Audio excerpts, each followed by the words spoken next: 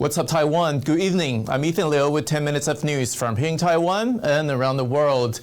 Astronomers have produced an image of the supermassive black hole at the center of our galaxy for the first time.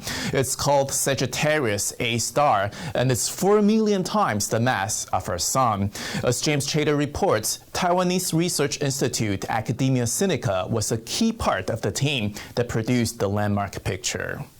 This is Sagittarius A star, the supermassive black hole that binds our Milky Way galaxy together. 26,000 light years from Earth and 4 million times the mass of our Sun. Sagittarius A star is defined by darkness, but now seen for the first time. This image of Sagittarius A star was produced by the Event Horizon Telescope Project, a team of 13 international research institutes, which includes Taiwan's Academia Sinica. The picture comes 3 years after the first image of any black hole, named M87. 在2019年，本月也发布第一张影像，那是 M87的黑洞。今天我们所要公布的黑洞影像，比这个上次发现的近2000倍，也小了很多。但是它却是在我们所在银河系里面最大的一个黑洞。 Black holes are areas of space where gravity is so strong that not even light can escape, and that makes them particularly difficult to photograph. Scientists had to simultaneously use telescopes around the world to capture images of Sagittarius A star, what they call a telescope the size of the Earth. More than 5 million simulated images of the black hole were produced, then combined to produce one final picture. Now we know that it wasn't a coincidence. It wasn't some aspect of the environment that happened to look like the ring that we expected to see. We now know that in both cases, what we see is the heart of the black hole, the point of no return. Black holes are among the most mysterious features of the universe, known to consume all matter around them. But scientists say Sagittarius A star at the center of our galaxy is a gentle giant. First, we see that only a trickle of material is actually making it all the way to the black hole. If Sag A star were a person, it would consume a single grain of rice every million years. This glowing image of Sagittarius A star sheds new light on the darkest regions of our universe. And Taiwan scientists have been integral to that breakthrough. Klein Wang and James Chater for TaiwanPlus.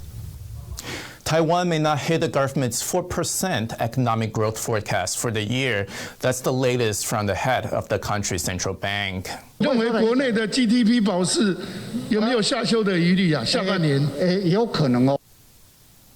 Yang says inflation could drag down growth. Global price increases have pushed inflation up by nearly 3.5% in the second quarter. That's the highest jump in a decade.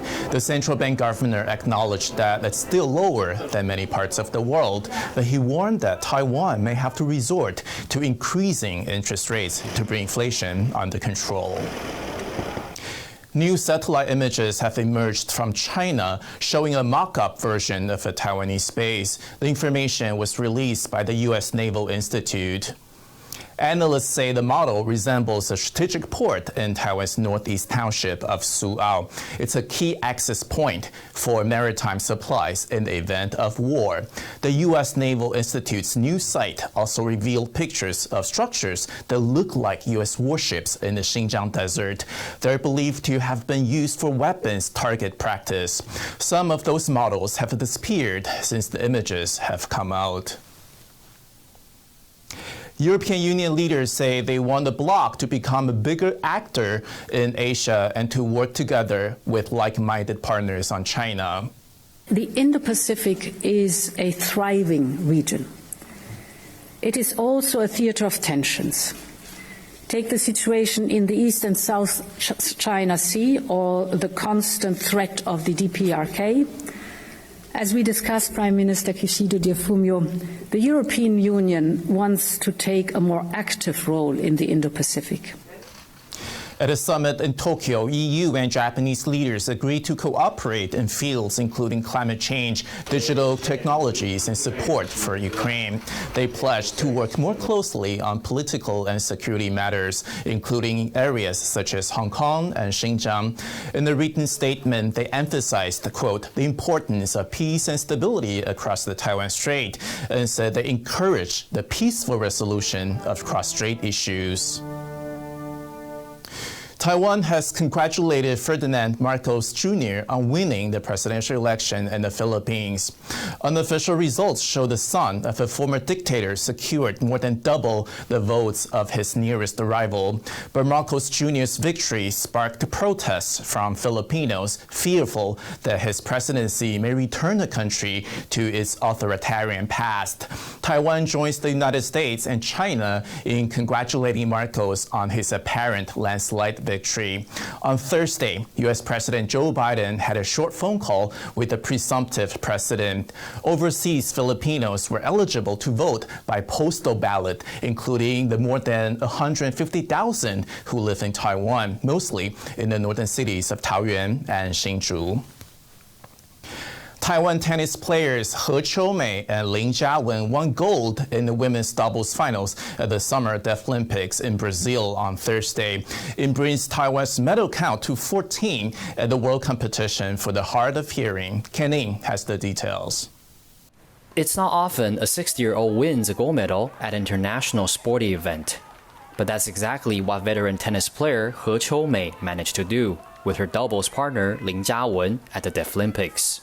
现在心情非常的兴奋啊，很高兴啊！我就是觉得很不可思议吧，对，因为可以拿218是非常困难。 They beat Germany's duo to retain their title, which they won at the last Deaflympics in 2017.